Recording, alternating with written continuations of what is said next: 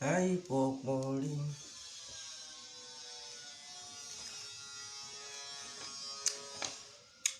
Oh, nous sommes là. Soyez en ligne. Voilà. Toujours le grand jet complet, tout terrain. J'aime tout le monde. Même ceux qui me détestent, je leur fais un gros bisou. Celles qui me détestent aussi, big up à elles. Alors, j'espère que tout le monde est bien assis.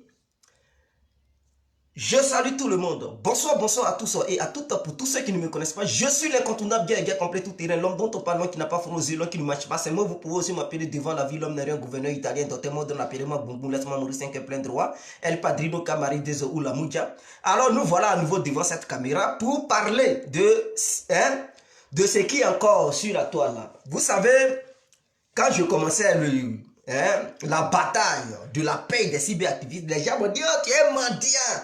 Je dis, je dois imposer ça. Je dois pousser les autorités ivoiriennes à reconnaître les cyberactivistes, même si ce n'est pas elles qui nous ont envoyés. Ces autorités qui ne... C'est pas elles qui nous ont envoyés, mais en réalité, nous faisons quelque chose qu'elles doivent reconnaître. Les autorités doivent reconnaître ce que nous faisons. Parce qu'il s'agit de la vie ou de la mort. Et les gens qui sont au pouvoir, ils le savent, ils sont conscients. Que si jamais ils perdent, c'est fini pour eux. Je le dis. S'ils perdent là, c'est pas aujourd'hui encore ils vont revenir au pouvoir. S'ils perdent, leur vie sera en danger. S'ils perdent, soit ils meurent, soit ils partent en prison, soit ils partent en exil. Et soit ils deviennent très pauvres. Les plus chanceux parmi eux iront en exil et protégeront bien leurs ressources. Mais les plus malchanceux iront au cimetière. D'autres iront dans les fosses communes. D'autres se retrouveront dans les prisons. Alors pour éviter cela, il faut tout faire, je dis bien tout. Et je vais le dire ici. Ceux qui ne sont pas d'accord, ils n'ont qu'à aller se faire plaindre ailleurs. Dans ce monde-là, aucune élection n'a été jamais transparente. Même aux États-Unis, en France, les pays démocrates, il n'y a jamais eu une élection qui soit transparente à 100%. Donc, le gouvernement ivoirien, c'est-à-dire les autorités ivoiriennes, doivent mettre la machine sur pied pour tout faire. Je dis bien tout faire. Tous les moyens sont pour. On dit, la charité bien ordonnée commence par soi-même. Les autorités ivoiriennes doivent tout faire pour mettre tout sur pied afin de remporter la victoire. Même si ça doit passer par la tricherie, il le faut. Est-ce que ceux qui sont à l'opposition, est-ce qu'ils sont gentils? C'est des gens, ils sont des saints? Ils ne sont pas des saints. On sait qu'ils sont tous des voleurs ici. On les a vus. Quand vous prenez Henri Konan Bédié, c'est un voleur. Même les élections de 95, il les avait manipulées, il avait pillé. Il avait volé ces élections.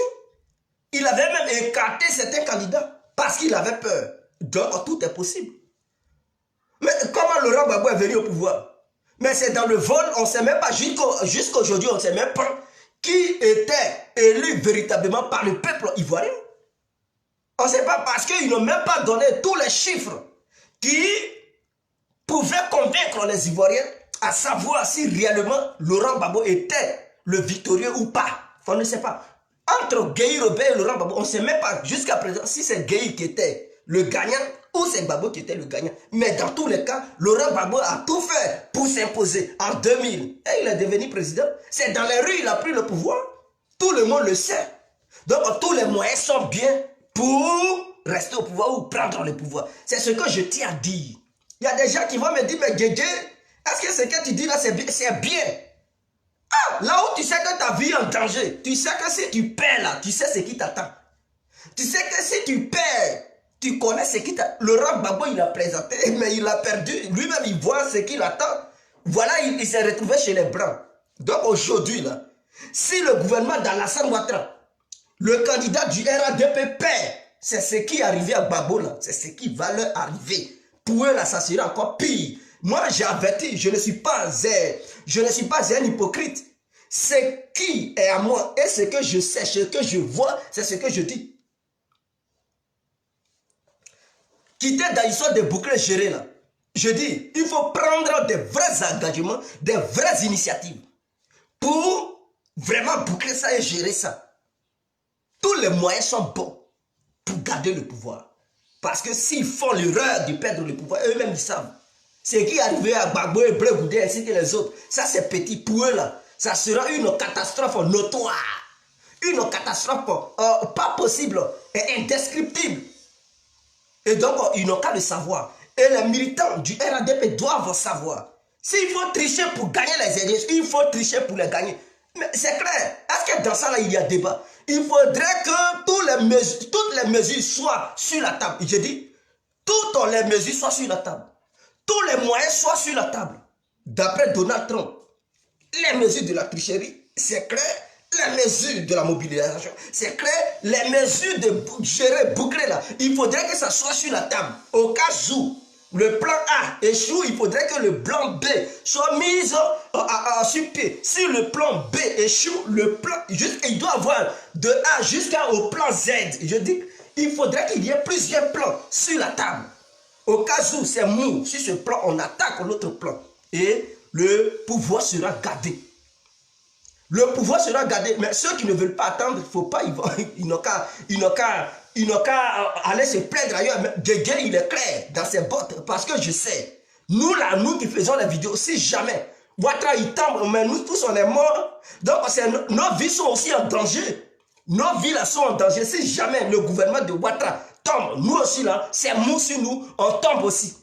Je ne parle pas du plan financier, mais la vie sociale sera menacée.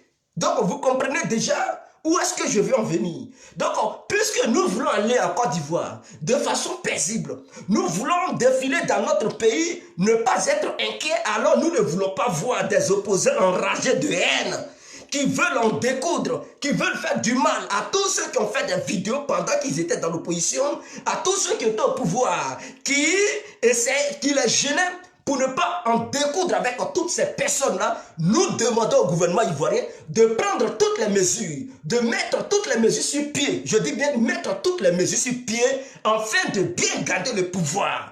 Mais je ne vois pas trop à la RTI, la sensibilisation envers le peuple ivoirien. Mais de la manière nous parlons sur les réseaux sociaux, nous demandons à ceux qui nous suivent souvent d'aller se faire enrôler. Il faudrait que la chaîne nationale, à chaque journal télévisé, il faudrait que les journalistes fassent passer un communiqué demandant aux citoyens ivoiriens d'aller se faire enrôler. Chaque jour, midi, journal de midi, journal de 20, il faudrait que ça soit prononcé. Allez-y vous faire enrôler. Cette phrase-là doit sortir dans n'importe quel journal télévisé en Côte d'Ivoire, midi et soir, parce que le noir, pour qu'ils comprennent, il faut faire la répétition. Comme elle est pédagogique, quand il ne fait pas la répétition tout le temps, mais le noir, il ne comprend pas. Définissez quelle est l'importance de cet enrôlement. Parce que eux, pour eux, c'est juste pour aller voter. Ils ne savent pas que se faire enrôler, c'est pour eux d'abord, leur propre bien-être. Parce que si tu n'as pas une pièce nationale d'identité, mais tu fais comment? On veut t'envoyer l'argent, tu vas aller demander une pièce de quelqu'un. S'il te plaît, on veut m'amener l'argent, donne-moi ton nom. Ils vont envoyer l'argent là sur ton nom. Et beaucoup font ça encore du beau aujourd'hui. On envoie ça sur le nom de quelqu'un. Et maintenant, il s'envoie à la personne. Quand la personne retire, tu lui donnes aussi son quota. Pour éviter ça là. Fais-toi enrôler. Comme ça, l'argent veut venir, ça vient directement chez toi. Ça vient sur ton nom. Si tu n'as pas pièce d'identité, tu vas ouvrir compte bancaire comme mon frère ou ma soeur. Voilà, banque, ça est devant toi, tes amis ont carte bancaire. Toi là, tu n'as pas papier. Tu vas ouvrir compte bancaire comment? Comment tu peux avoir compte bancaire, mon frère? Fais-toi enrôler, ça t'aidera à avoir ta carte nationale d'identité. Et avec ça là, tu ouvriras ton compte bancaire. Au moins, ça te donne, ça fait de toi un responsable. Ah oui, mais quand tu as déjà un compte bancaire, c'est déjà bien dans ton portefeuille, au moins tu as une carte bancaire, une carte magnétique qui est là-bas. Et au moins, les petits bandits, si tu as ton petit jeton, tu mets ça sur ton compte. Donc ceux qui volent dans les rues là, s'ils t'agressent, ils ne vont pas trouver des millions sur toi. S'ils prennent ton bédou, tu appelles ton banquier, tu dis verrouille-moi le compte. Il verrouille, il va aller, mais ça clique, ça ne passe pas. Tu t'en vas, tu récupères encore une autre carte. Et ton compte est toujours là. Voilà les avantages. Avec ta pièce nationale d'identité, policier ne va plus te fatiguer sur la route. Policier, chaque barrage, tu montres ça, tu peux te balader partout en Côte d'Ivoire. On t'arrête, on te fait prix, tu montres. Il ne peut plus encore trouver un autre argument pour dire, toi passager, tu m'as montré ta pièce nationale d'identité, tu n'es pas en règle, donc donne-moi 1000 francs. Il ne peut plus te demander les 1000 francs. Donc tu es en ordre. Avec cette histoire de pièce nationale d'identité, mon frère, tu vas aller payer ta puce, puisque toutes les puces aujourd'hui en Côte d'Ivoire sont préenregistrées. Est-ce que vous comprenez? Donc avant de payer une puce, on enregistre ça. On prend ton nom. Mais si tu n'as pas une pièce d'identité, on prend quoi pour enregistrer? Tu vas dire non, mon acte de naissance. Qu'est-ce qui prouve que l'acte de naissance là, c'est pour toi? Acte de naissance où il n'y a même pas photo. Tu vas aller prendre acte de naissance de quelqu'un là-bas, tu as donné ça. Et écoutez, la pièce d'identité, elle est très importante. Et donc, faites-vous enrôler. C'est la seule chose qui vous reste. Il ne s'agit pas de rester dans son salon pour dire non, RADP va gagner. Pour que le RADP gagne, mais allez-y vous faire enrôler. Pour que le RADP remporte la victoire au soir du 31 octobre 2020, c'est en vous faisant enrôler. Mais il y a des gens qui m'envoient des messages pour dire, mais ici là, pour voter, ils font comment? Ils doivent emmener la pièce d'identité de la Côte d'Ivoire ici. Ils doivent appeler leurs parents pour qu'ils leur expédient truc en pièce d'identité pour qu'ils votent ici. Ce n'est pas comme ça. Est-ce que ton nom est sur la liste électorale d'ici? Pour que ton nom s'y trouve, il faudrait que tu ailles te faire enrôler. Il faut aller à l'ambassade. Et c'est l'ambassadeur. Et ces éléments qui vont essayer de trouver s'ils doivent te donner un document te permettant de voter dans le territoire où tu te trouves, ou la ville dans laquelle tu te trouves. Mais c'est comme ça. Mais tu ne vas pas demander à tes parents qui sont au pays de t'expédier ta pièce d'identité pour que toi tu viennes ici pour voter. Ah mon frère, arrête ça. Après le jour, tu vas dire non, ils n'ont pas vu ton nom. Mais si on ne voit pas ton nom, tu vas voter comment? Va au sein de l'ambassade, tu leur demandes comment on fait pour se faire enrôler. Ou bien comment on fait pour voter ici. L'ambassade de ton pays, hein, du pays où tu vis, te dira quoi faire. Suite à ça, tu suivras les ordres ou les orientations de l'ambassade de ton pays. Et suite à ça, tu obtiendras aussi le droit de vote du pays où tu résides. C'est important. Au lieu de me poser des questions, allez-y au sein des différentes ambassades. Si tu es en France, va à l'ambassade de la Côte d'Ivoire en France. Si tu es en Belgique, va à l'ambassade de la Côte d'Ivoire en Belgique. Si tu es aux Pays-Bas, vas-y là-bas. Si tu es, je ne sais pas, c'est moi qui veux citer. Tu es aux États-Unis, vas-y, va. Il y a une ambassade en Côte d'Ivoire. Il y a une ambassade de Côte d'Ivoire aux États-Unis. Vas-y, mon frère, vas-y. Tu vas faire tes documents. Vas-y, tu vas faire des documents. Et en Côte d'Ivoire, ils doivent répéter ça. Parce que les Ivoiriens, c'est tout un problème. On leur demande de se faire enrôler. Jusqu'à aujourd'hui, je connais des filles. Elles sont grandes comme ça. 27 ans. Quand je les demande, elles disent, on ne s'est pas encore fait enrôler. Et puis elles sont, je dis, mais vous avez quel problème? Elles n'ont pas papier dans leur propre pays. Ok. Tu es ivoirienne, tu as 27 ans. Elles ont même des bacs. Hein, mais quand tu leur demandes d'aller se faire enrôler, elles sont couchées à la maison. Elles ne veulent rien faire.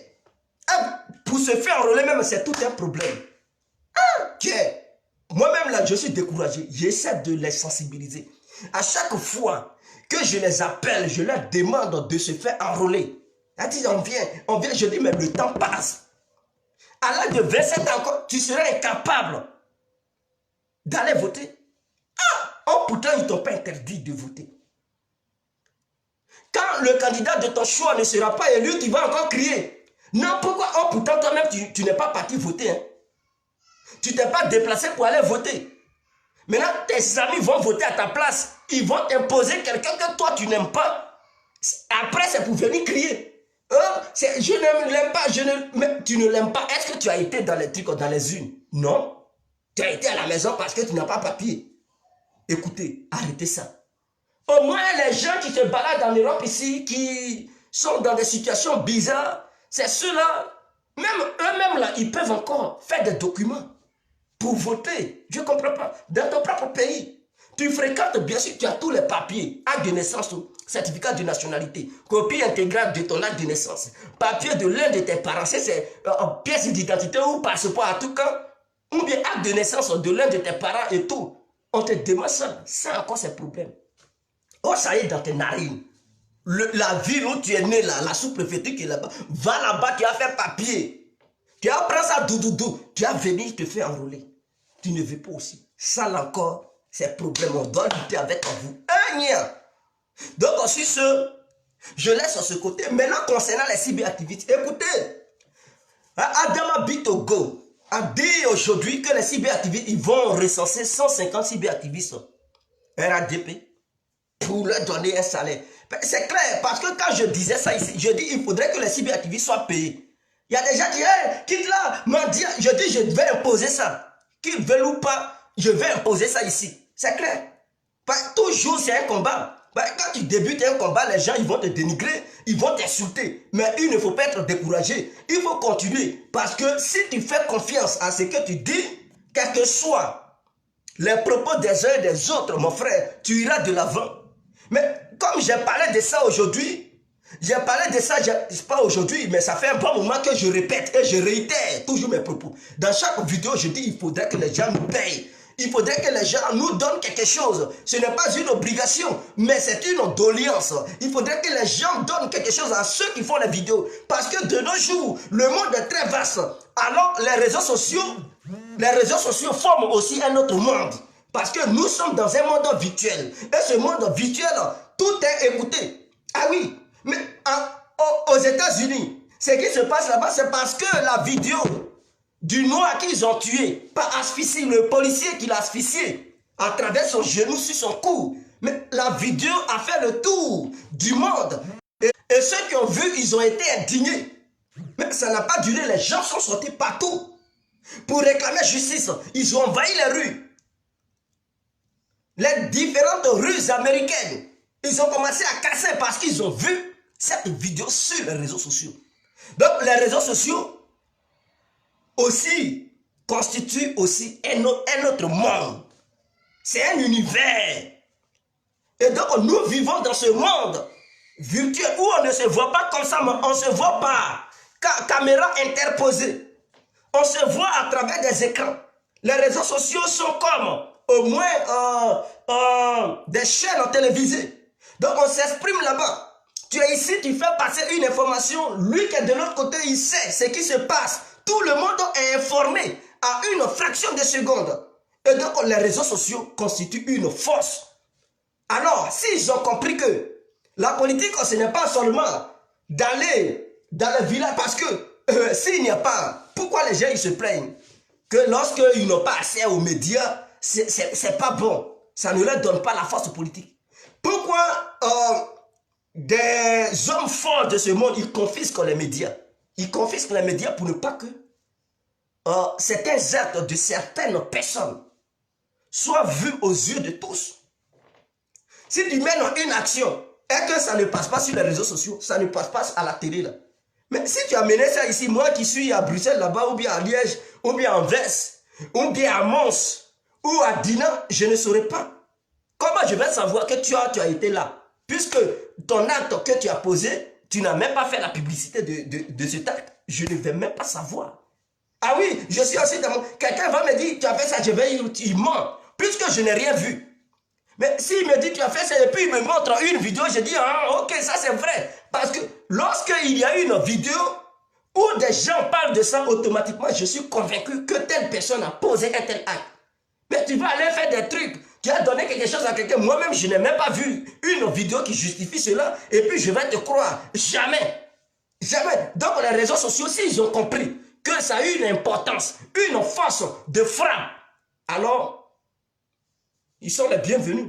Et nous, vraiment les remercions. Parce que la décision a été prise. Aujourd'hui, ils ont demandé à ce que 150 cyberactivistes soient enregistrés et être payés pour le soutien du RADP. Et là, je félicite cela. Je félicite parce que j'ai dit, quand j'étais dans le combat, ils m'ont dit non, il faudrait qu'ils payent les cyberactivistes. Parce que ce n'est pas un jeu. Être radin là, ça te pousse à perdre tout. Ils sont au pouvoir, c'est bien beau. Mais demain là, ils ne savent pas de quoi demain est fait. Et tu ne peux pas avoir le pouvoir. Eux pensaient que non, c'est fini. Et que personne ne peut t'intimider. Je dis le terrain est miné. Ce terrain est miné. Et pour déminer le terrain, il nous faut des vidéos. Il nous faut des vidéos de qualité. Il faudrait qu'on multiplie les vidéos. Il faudrait que le peuple ivoirien soit sensibilisé et éviter que ce peuple soit manipulé. Parce qu'à travers nos vidéos, on conscientise des gens. À travers nos vidéos, nous allaitons le peuple ivoirien qui se réjouit en Côte d'Ivoire à ne plus se laisser manipuler car il s'agit de leur propre vie. Quiconque sort dans les rues et prend une balle perdue, quiconque sort dans les rues et se retrouve à la Maka n'aura aucun soutien de la part de ceux pour qui ils se sont rendus dans les rues. Voilà comment on essaie de les sensibiliser pour qu'ils prennent conscience que, à part eux là, il y a eu d'autres qui sont en prison. Jusqu'à aujourd'hui, ils n'ont jamais eu une petite aide de la part de ceux qui les avaient poussés dans les rues. Ils ne font aucun geste. Ils ne font aucun geste, aucune action. Et ils sont délaissés. Mais je prends le cas de Caton Noir. Ce petit qui pensait qu'il menait la lutte pour leur pays. Mais quel militant du pays ou bien quel haut cadre du pays qui parle de lui? Eh bien, ils ne l'ont pas donné. Donc voilà des exemples qu'on peut prendre pour convaincre les gens, pour dire les gens pour lesquels vous menez le combat là, quand vous êtes dans un pétrin, ils vous abandonnent. Parce que quand tu es un leader et que tu as une vision, cette vision devient une vision philosophique. Et tous ceux qui vont adhérer au sein de cette vision, parce qu'ils adhèrent à ta vision, ils n'adhèrent pas au sein de ton mouvement. Ils peuvent ne pas avoir la carte de ton mouvement et militer pour toi parce que pourquoi? Ils ont aimé ton idéologie. Donc une idéologie imposée devient une science. Et cette science doit être suivie par tous ceux qui sont impressionnés par la vision philosophique, scientifique dont ils possèdent. Donc ils sont le maître. Donc ils ne te suivent pas parce qu'ils sont fans de toi. Ils te suivent parce que tu as une vision. Mais quand ces gens-là, ils te suivent et qu'ils font ta campagne, ils font tes éloges, et que parmi eux, un a un souci, et que toi, tu milites en tant que le leader, tu fais tout pour enlever ce dernier dans le pétrin, mais ça donne le courage à plusieurs personnes à dire, ah, mais ici, là, quand on est ici et puis on a un problème là, on ne nous abandonne pas. Ça, c'est aussi une fierté d'appartenir à un mouvement. Quand tu appartiens à un mouvement, et que étant dans ce mouvement, tu as un problème au nom du mouvement, bien sûr, parce qu'il n'a pas eu le problème en dehors du mouvement. C'est au nom du mouvement, l'idéologie du mouvement qui l'a poussé à poser un tel acte. Parce qu'il faisait l'acte, il posait l'acte à travers, en étant dans le mouvement. Donc en étant dans le mouvement, il a posé un acte pour faire du bien au mouvement. Et en posant cet acte, il y a eu des répercussions sur cet individu. Maintenant, cet individu arrêté, enfermé. Mais que faire les hautes personnalités qui sont au sein de ce mouvement pour batailler et libérer ce dernier pour que demain, d'autres puissent voir l'exemple de ce mouvement pour dire, ah, quand tu adhères au sein de ce mouvement, quand tu appartiens à ce mouvement et que étant là-dedans, et que tu as été, on t'arrête, il t'arrivait quelque chose au nom du mouvement, le mouvement ne t'abandonnera pas. Le mouvement fera tout pour te libérer, mon frère. Tout le monde a le courage, tout le monde court pour venir. C'est comme ça. Je prends le cas de Soro Diom. Vous pensez que les gens, ils courent, ils se rallient à Diom Soro, pourquoi? Ils courent, ils se rallient à Diom Soro parce que ceux qui militent pour Diom Soro, quand ils ont un problème, Diom Soro, en tant que leur leader, il est là pour eux. Il est mauvais, il a tué des Ivoiriens, on le sait. Mais ceux qui le suivent là, quand ils ont un petit souci, Diom Soro est là pour eux. Il est capable même de se déplacer pour aller les voir. Voilà ce qui fait la force de Guillaume Soro. Et donc, tous ceux qui le voient, ils disent, ah, c'est un modèle. S'ils s'en vont adhérer au sein du RACI, s'ils s'en vont adhérer au sein du GPS, et que étant là-bas, ils ont un petit souci au nom du GPS ou au nom du RACI ou au nom de Guillaume Soro, automatiquement, Guillaume Soro lui-même en personne, ou bien il délègue quelqu'un pour aller négocier ou trouver un consensus pour sauver ce dernier. Donc, ça impressionne beaucoup et ils se rallient. Mais ceux qui sont au sein du pays, ils ne le font pas. Et voilà pourquoi je dis, il ne faudrait pas que le RADP fasse cette erreur. C'est un exemple. Le RADP ne doit même pas faire cette erreur. Le RADP doit être dans une vision qui est la suivante. Cette vision qui va permettre au RADP d'aider tous ces militants, je dis bien tous ces militants, quel que soit l'endroit où ils résident, quel que soit là où ils vivent, si jamais ils ont un problème, il faudrait que le RADP mobilise des gens pour venir au secours à ce dernier. Et quand le parti raisonne comme ça, quand la philosophie du parti est sur cette ligne, automatiquement beaucoup de militants sont séduits par les idéaux du parti. Et ils courent, ils convergent vers le parti. Voilà, c'est ce que je dis. Mais pourquoi aujourd'hui le RPI s'est extrait de son jus qui lui donnait la force hier? C'est parce que le RPI, lorsque tu es dans un pétrin, il t'abandonne. Il ne te vient pas en aide. Donc, les hauts cadres du pays ne font rien pour aider leurs militants. Donc, automatiquement, les militants, certains militants du pays, ils sont déçus, ils fuient leur propre parti politique parce qu'ils n'ont plus le courage de donner leur poitrine au nom de leur parti politique. Car donner sa poitrine au nom du pays, si tu as eu un danger là-bas, si tu as eu des répercussions, ce parti-là ne pourra pas t'aider. Ce parti va t'abandonner et tu seras livré à toi-même. Ta famille va souffrir. Or, la différence entre selon Guillaume, quand les gens luttent pour lui, automatiquement, quand ils ont un problème, il est là pour eux. Et donc, le RADP a fait cela. Je prends le cas de Johnny Pakekou. Quand il était en danger, le RADP a délégué quelqu'un pour aller lui porter un truc, un secours. Là, quand les gens ont vu, ils ont dit, ah, le RADP, c'est un bon parti politique. C'est ça, on dit un parti politique. Et je veux que ce parti politique soit sur cette ligne maîtresse. N'abandonnez jamais, je dis bien n'abandonnez jamais ceux qui luttent pour vous. Soyez toujours là pour ceux qui luttent pour vous. Quelles que soient les circonstances dans lesquelles ils vont se retrouver, ne les abandonnez pas. Ne vous dites pas que, comme ils ont un problème aujourd'hui et que non, vous allez les abandonner à un seul. Non, soyez toujours là pour eux. Et donc, je félicite cette décision venant de la part du gouvernement ivoirien en déléguant M. Adama Bitogo qui, lui, a demandé que 150 cyberactivistes soient sélectionnés pour qu'ils puissent recevoir un salaire chaque fin du mois. Mais c'est tout à fait normal. On doit leur donner des moyens pour faire des vidéos. Il faudrait que ces cyberactivistes soient équipés proprement. L'État doit les équiper et les rendre professionnels. Voilà ma vision.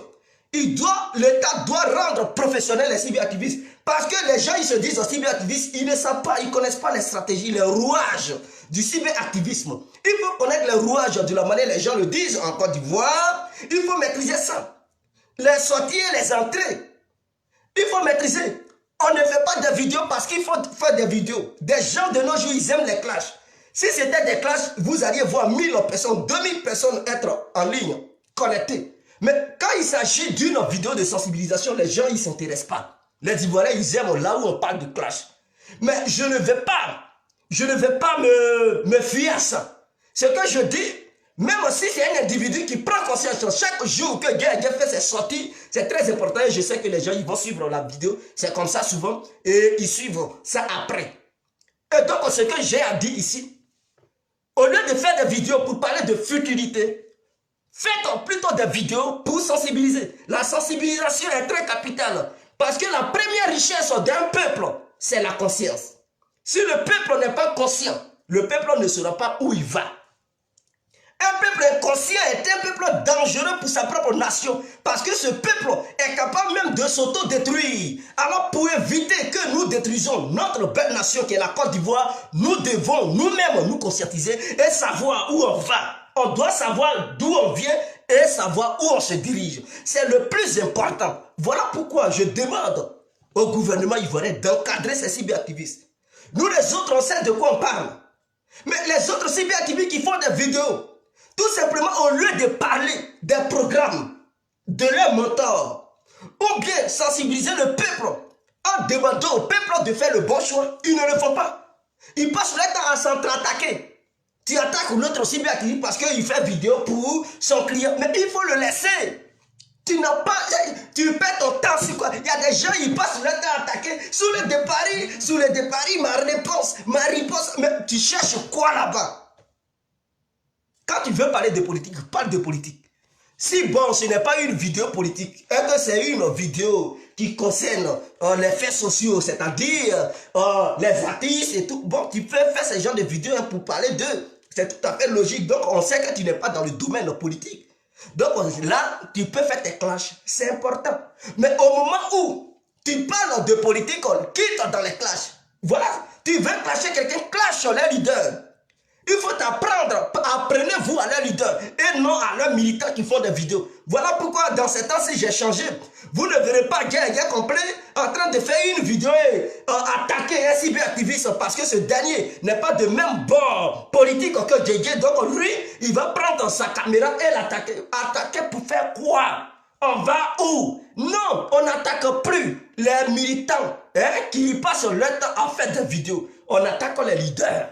C'est les leaders il faut détruire. Comme ça, le peuple qui nous regarde, le peuple sait qui est le candidat.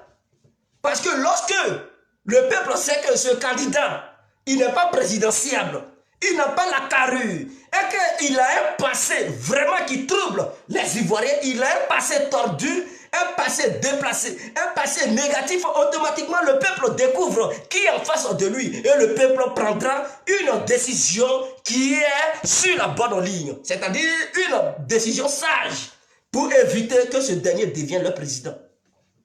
Ou ce dernier devient son président.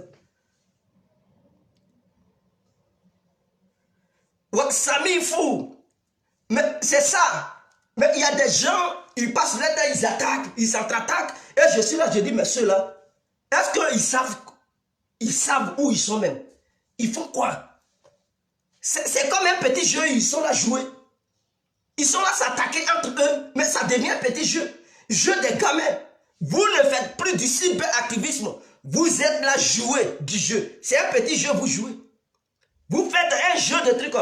Je ne sais pas. Allez-y. Prenez un terrain de football. Vous allez aller jouer là-bas. Mais là, quand on dit cyberactivisme, c'est pour apporter quelque chose de plus. Ce n'est pas pour rester là s'engueuler entre personnes.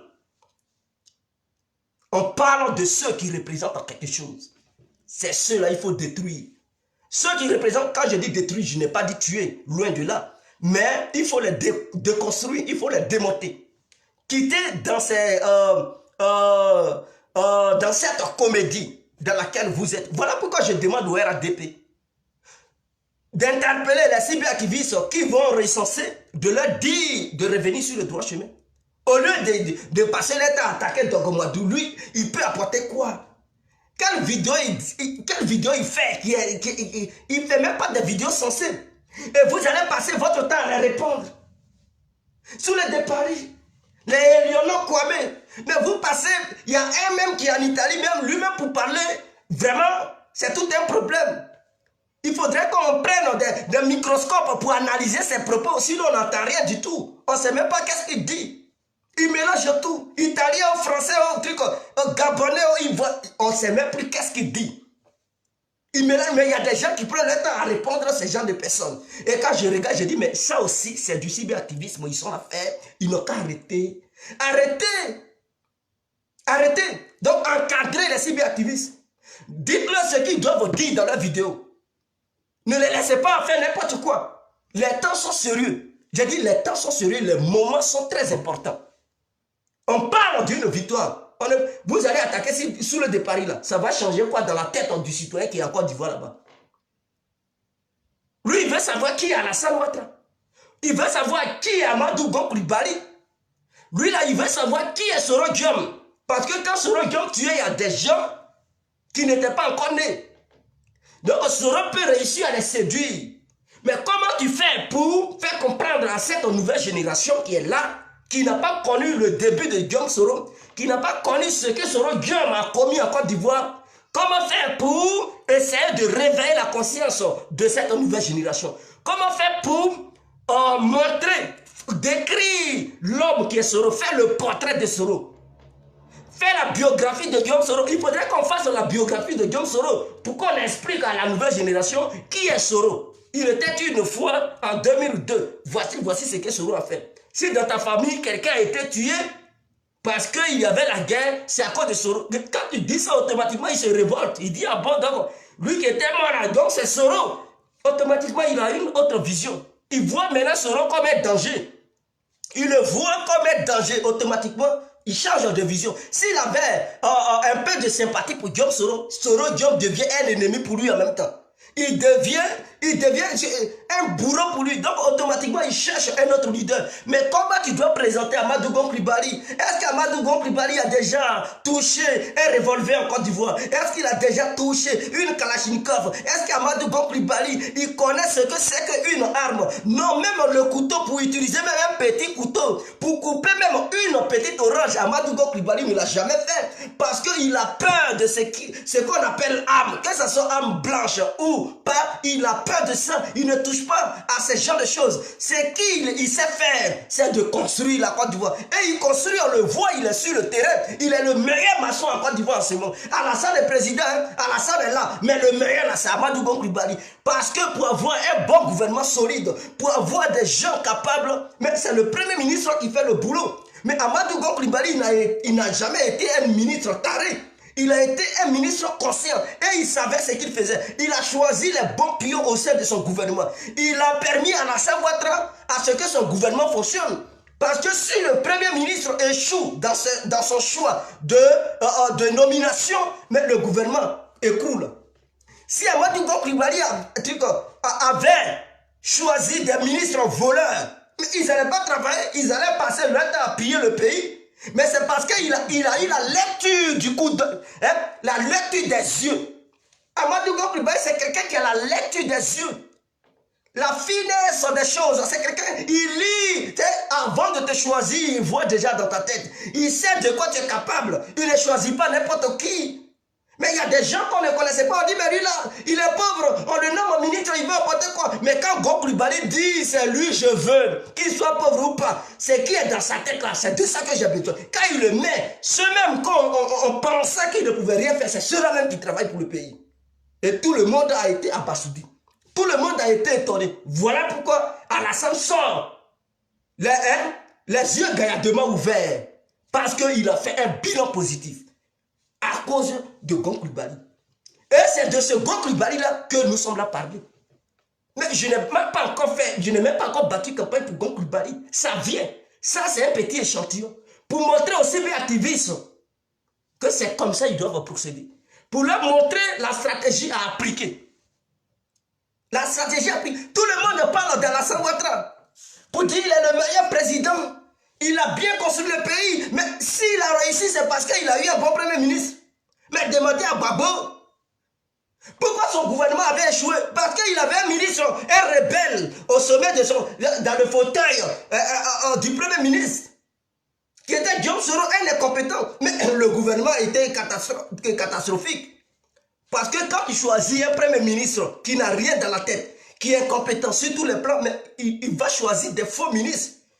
Et ces ministres-là, ils ne seront pas à la hauteur. Voilà pourquoi Gbagbo a échoué. Est-ce que vous comprenez maintenant?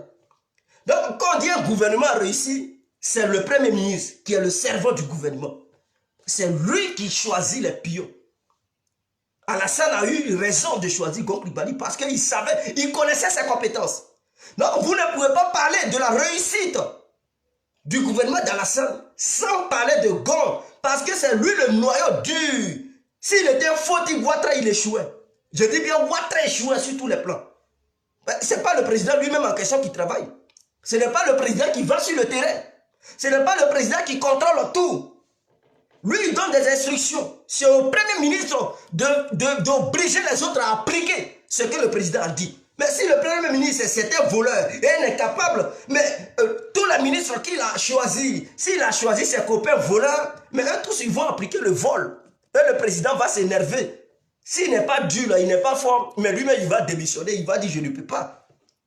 Mais si cela a réussi, c'est Gon Coulibaly. C'est de ce Gon-là qu'il s'agit. Et c'est lui, comme c'est un bon pion, on a testé.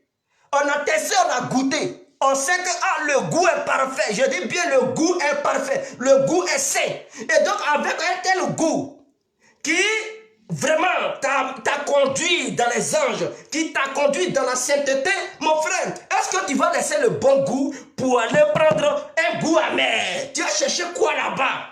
On a goûté Soro, on sait que c'est un vaurien.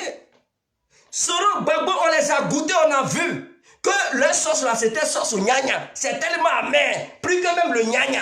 On va faire quoi sauce gnagna? Ah! Tu as laissé sauce au biobosso. Tu as laissé sauce au double. Tu as laissé sauce au graine. Tu as laissé sauce au crème. Tu as en tout cas toutes les sauces qui puissent exister pour aller choisir sauce au gnagna. Tu as laissé guaguassou pour aller prendre gnagna. Où tu manges et puis tes yeux te font mal. On a goûté Soro, on sait qu'il est nul. On a goûté Gbagbo, on sait qu'il est nul. Blé Goudé même, on n'en parle pas. Lui, il est le dernier de tous les nullards. Mais on a goûté Bédier, on sait que ce sont des échecs total. Nous ne pouvons pas encore accepter de placer des gnagnas au sommet de notre État. Mais quand on a goûté Amadou Gon Coulibaly, ça a été vraiment un goût parfait. Un goût qui conduit directement au paradis. Ce goût-là qui a permis aux Ivoiriens d'avoir un pays qui a la lueur à son sein aujourd'hui. Mais vous partez, la Côte d'Ivoire est une lumière totale. Mais qui ne parle pas de la Côte d'Ivoire de nos jours? Mais tout le monde parle de notre belle nation. Pourquoi? Parce qu'Alassane, qui est lui le président de la République de Côte d'Ivoire, a eu le coup d'œil. Il a fait la lecture des yeux en choisissant un pion clé. Et ce n'est pas n'importe quel pion. Il ne s'est pas trompé de numéro. Il a choisi le pion du nom d'Amadou Gon Coulibaly. C'est un ministre charismatique. C'est quelqu'un qui est doté d'un cerveau pas possible, d'une intelligence vraiment qui atteint le summum. Amadou Gon Coulibaly n'est pas un enfant, qui est doté d'un doctorat, qui pose chaque acte, mais il le pose à travers ses raisonnements. Il analyse avant de poser les actes. C'est un ministre, mais bientôt il va être président. Imaginons en tant que ministre, il a bâti tout ce travail. Mais là, s'il devient président, mes frères, mais ce qu'Alassane a fait là, c'est petit. Moi, je vous garantis. Ouattara, ce qu'il a fait là, ce n'est rien. Ce n'est rien, ça c'est petit. Ce qu'Alassane a fait là, non. Si Gon Coulibaly devient président, il va multiplier ça par 5. Je dis bien, le travail de Ouattara, qui séduit aujourd'hui tous les Ivoiriens, je dis tous les Ivoiriens, tout en tendance que même les probabo, les Gola, eux-mêmes ils sont séduits, ils le savent. Ils sont séduits, c'est pour dire, ils sont séduits. Les Prosoro, même Soro, même il est séduit. Gbagbo, même quand Blé Goudé il parle, il dit les données ont changé. Blé Goudé, même il est séduit depuis la CPI. Il sait, quand il dit les données ont changé, la Côte d'Ivoire s'est transformée, la Côte d'Ivoire a changé. Il sait. Ça, mais si c'était toujours la même Côte d'Ivoire, il n'allait jamais dire la Côte d'Ivoire avait changé. Mais il reconnaît le changement. Il reconnaît le changement. Mais ce changement qui séduit tous les Ivoiriens, même les bêtés qui ont la haine contre Ouattara, eux-mêmes ils voient. Mais les femmes bêtées, elles savent que Ouattara a fait un travail énorme. Elles ne peuvent pas nier. C'est parce qu'elles ont la haine, mais elles savent. En dehors, derrière la haine, là, se cache une joie. Ah oui, une joie. Elles sont fières. Quand on leur dit Côte d'Ivoire, that is my country. Every country is my country. Et puis elles font les éloges de la Côte d'Ivoire. Mais quand elles sont devant des gens, je n'ai pas, c'est de l'hypocrisie politique. On appelle ça de l'hypocrisie notoire. Mais nous, on n'a pas affaire à ça. Puisqu'on sait que tous les Ivoiriens sont d'accord sur le travail abattu du Ouattara, il n'y a pas un débat. Est-ce que quand ils attaquent Ouattara pour dire qu'il a échoué?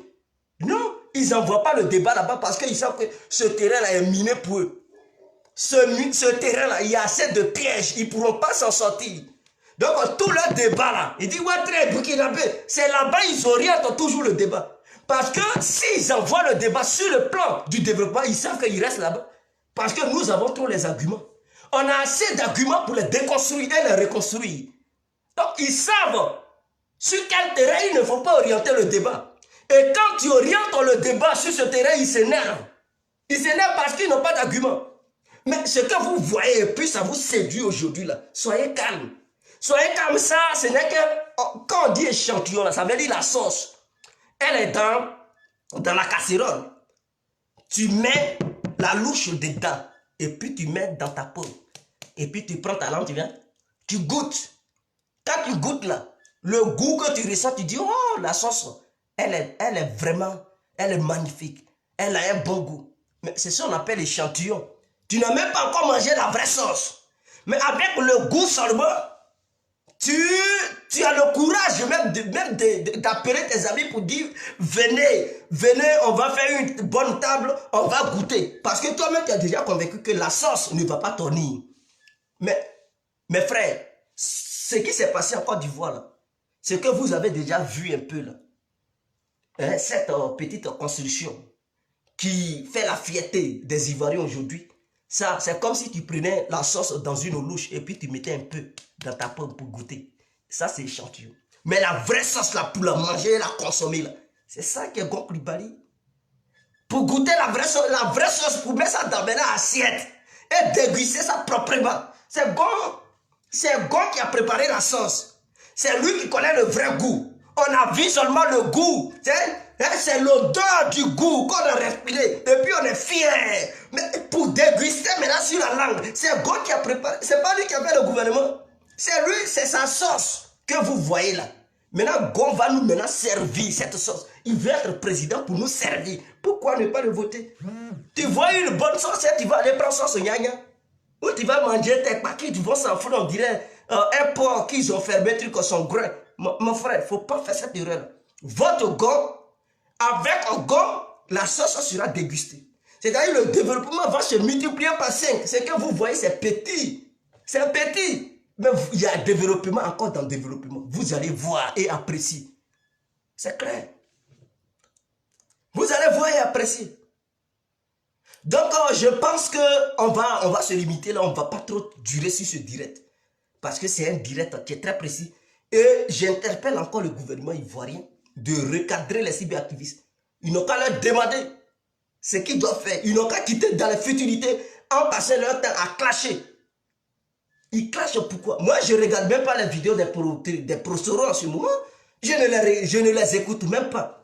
Je vais les écouter pour chercher quoi? Je ne les écoute pas. C'est parce que tout ce qu'ils disent, ils n'ont pas d'argument. Ils disent des insanités. Je vais aller écouter ça pour faire quoi? Ce que je dois dire là, c'est Soro Guillaume, je m'avais sur Twitter pour regarder. Je m'avais fait des recherches sur lui. Qu'est-ce qu'il a fait? Soro, il est dans quel coup encore? Est-ce qu'il y a eu écoute téléphonique? Est-ce que c'est lui? Je mène mes enquêtes sur lui. Un peu, je m'avais quelqu'un Babo. Qu'est-ce qui se passe? Parce que c'est ceux-là qui m'intéressent. Le militant, tout ça, ça ne m'intéresse pas. Un peu seulement, je m'avais cherché Bédier Mouzeba à faire quoi encore en Côte d'Ivoire? Parce qu'il est dans des coups louches, bizarres et tout. On va. Donc, ceux-là, je suis sûr, je mène des enquêtes à longueur de journée sur ces gens-là. Brégoudé, il n'est pas trop important. Mais quand même, de temps en temps, je m'avais quelqu'un pour voir. Pour voir. C'est ceux-là. Mais aller quelqu'un pour voir vidéo des professeurs, c'est n'importe quoi ça. C'est du n'importe quoi. Le combat est très sérieux pour passer son temps à aller regarder vidéo de ces gens-là. Non. Pour regarder vidéo des gens, si Soro a fait vidéo, on peut écouter. Décortiquer, déconstruire. Si Blé fait vidéo, on peut écouter. Décortiquer, déconstruire. Si Babo fait vidéo, on peut écouter. Déconstruire. Si Bédier fait vidéo, on peut écouter. Analyser, déconstruire. C'est ça. C'est ce combat-là qui nous importe. C'est ce combat qu'on doit mener maintenant. Donc les cyberactivistes pro RADP, là, revoyez vos positions et quittez dans les futilités. Quittez. Parce que vous cherchez des vues, non. Arrêtez ça. Faites des vraies vidéos. On a besoin de vidéos de qualité. Vidéos de qualité et non vidéos de popularité. Si vous êtes devenus des populistes, sans convaincre, mais dites-le. Et le RADP ne doit pas gaspiller son argent pour des gens qui cherchent des vues, mais qui, au fond, il ne faut même pas passer de message. On ne cherche pas des vues, il faut faire passer un message. Après ce message-là, quand les gens ils finissent d'écouter, ils sont convaincus. Ils disent, ah, j'ai compris. Ça rentre dans leurs oreilles. Là. Et puis c'est tout. On ne cherche pas des vues maintenant. On cherche des qualités, précision. Ah, c'est clair. C'est comme les Américains qui font beaucoup d'armes. Eux, c'est la quantité. Mais les Russes, ils ne font pas beaucoup. Mais pour eux, c'est la qualité. C'est de ça qu'il s'agit. Il faut chercher la qualité et non la quantité. Sur ce, je sais que tout le monde va bien.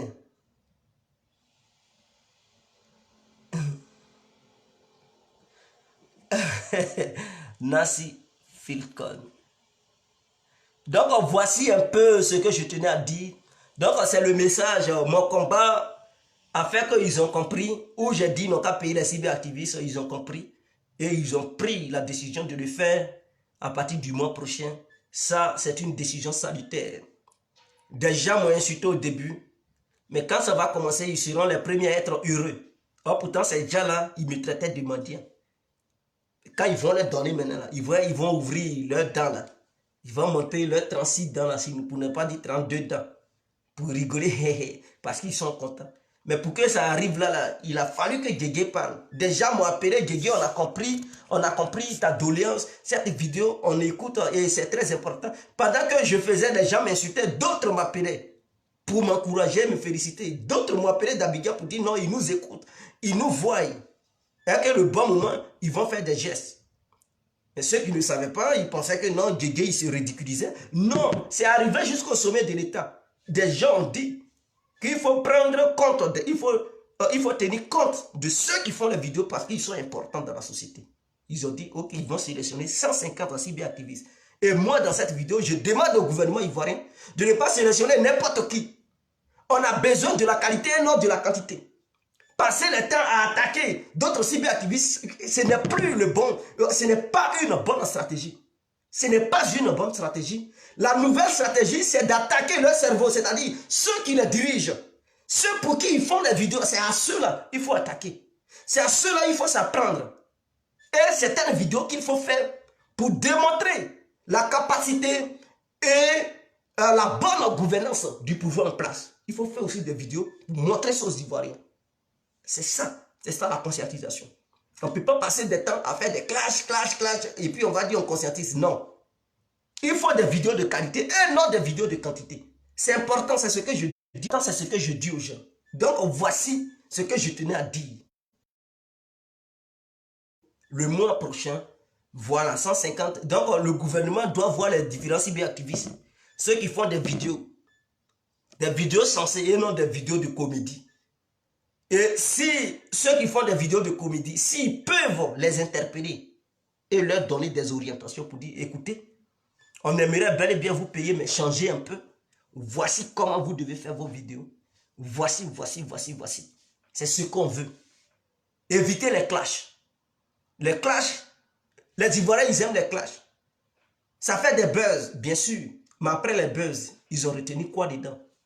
Quelles leçons ils ont retenues? Vous pouvez faire des clashs. S'il s'agit des artistes, là, ce n'est pas le domaine politique. C'est tout à fait logique et normal. Vous pouvez de temps en temps parler de ça. Mais quand il s'agit de la politique, évitez des clashs. Évitez ça. Dites des choses qui peuvent éveiller la conscience des gens et non passer votre temps à clasher. Ah, Samy, non, ils n'ont pas défini de somme, mais en tout cas, Adama Bitogo a dit qu'il faut recenser 150 cyberactivistes pour leur venir en aide chaque mois. Et donc, c'est déjà une bonne chose, une bonne démarche, une bonne politique. Et nous saluons cela. Cette politique, elle est salutaire. On doit la saluer. Voilà, on doit la saluer parce que il nous fallait cela. Pour équiper les cyberactivistes. Si on m'équipe, je tiens à dire, si je suis équipé, je vais remplir cette page. Il y aura des milliers d'individus qui seront connectés parce que je sais quelle méthode je vais utiliser. Et ces individus vont être conscientisés. Que tu sois pro Babo, pro Soro, je vais les ramener chez Alassane. Qu'ils veulent ou pas, ils vont accepter de soutenir Alassane. C'est ça. C'est ça. C'est ce qui va sortir de ma bouche, qui va les pousser à se réveiller.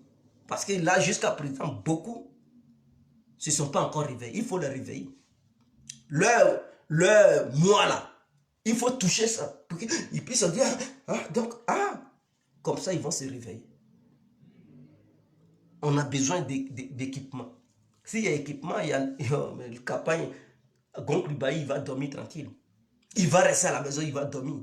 On va lui dire, Gon, le futur président, il faut regarder Novelas. T'inquiète, nous là, on est sur le terrain. Repose-toi, regarde Novelas seulement. Nous là, on va en découdre avec les autres candidats. On va les déconstruire sur tous les plans. Va, regarde Novelas. Sois dans le salon avec madame. Ne t'inquiète pas, on s'en charge. Et puis on va s'en charger ça ici. Sur le terrain comme sur les réseaux sociaux. Ne vous inquiétez pas. Pour finir, j'appelle ceux qui aimeraient faire des vidéos pour soutenir Alassane Ouattara et son gouvernement, pour soutenir le Premier ministre n'oubliez pas de me contacter. Contactez Info Afrique.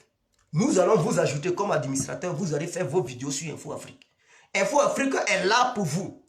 N'ayez pas honte, n'ayez pas peur. Vous voulez faire des vidéos, contactez Info Afrique. Rentrez en contact avec Info Afrique. On vous ajoute comme administrateur et vous allez faire vos vidéos pour sensibiliser. Cette page est là pour permettre à tout le monde de s'exprimer. Alors n'ayez pas peur. La page est à votre disposition. Elle a été créée pour tout le monde. Nous vous exhortons de vous abonner massivement pour que d'ici, je dis bien d'ici, 2 mois, on puisse atteindre au moins 60 000 personnes. Aujourd'hui, nous sommes à 46 000. 46 000 abonnés. Mais je pense qu'à partir d'aujourd'hui jusqu'au soir, jusqu'à le lendemain matin, ça va faire 47 000. Donc, il reste minimum 4 000 abonnés. Ça va atteindre 50 000. Mais je pense que d'ici, ils vont dire 1 semaine, on va atteindre les 50 000. Je vous le promets. Les 50 000 vont être atteints d'ici 1 semaine. D'ici 7 jours, on va atteindre 50 000. Ce n'est pas un débat, c'est une vérité. D'ici, ils vont dire, campagne électorale, on sera dans 100 000 abonnés. Et Info Afrique sera aussi un canal pour diffuser les campagnes électorales du RADP. Vont passer sur Info Afrique en direct. Parce qu'il y aura des gens qui vont représenter Info Afrique sur le territoire ivoirien, qui vont assister à toutes les campagnes électorales du RADP et faire passer ça directement sur Info Afrique pour que ceux qui ne sont pas sur le territoire, ils puissent regarder en direct la campagne sur Info Afrique. Voilà ce que je tenais à vous dire. Donc, n'oubliez pas de nous contacter. Envoyez un message à Info Afrique pour dire on aimerait être administrateur ou administratrice sur cette page pour faire passer des messages. Alors, on vous ajoute tout simplement et vous commencez vos vidéos. Personne ne va vous dire faites vidéo. Non, non, non. Si vous êtes aussi administrateur, vous ferez les vidéos qui vous semblent bien. Vous pouvez faire vos vidéos sans que nous, on vous dise voilà ce que vous devez dire. Non, non, non. Vous êtes libre de dire ce que vous voulez dire. C'est ça aussi. Ici, c'est la liberté. On ne peut pas vous conditionner. Mais vous pouvez faire des vidéos clasher, même déguer sur Info Afrique. Cela ne va pas me pousser à dire, il me clash, je vais... Non, non, non. Moi, je ne suis pas comme ça. Tu peux dire ce que tu veux sur moi, ça n'engage que toi. Moi, ça ne me dira rien. Ça ne me dira rien, en fait.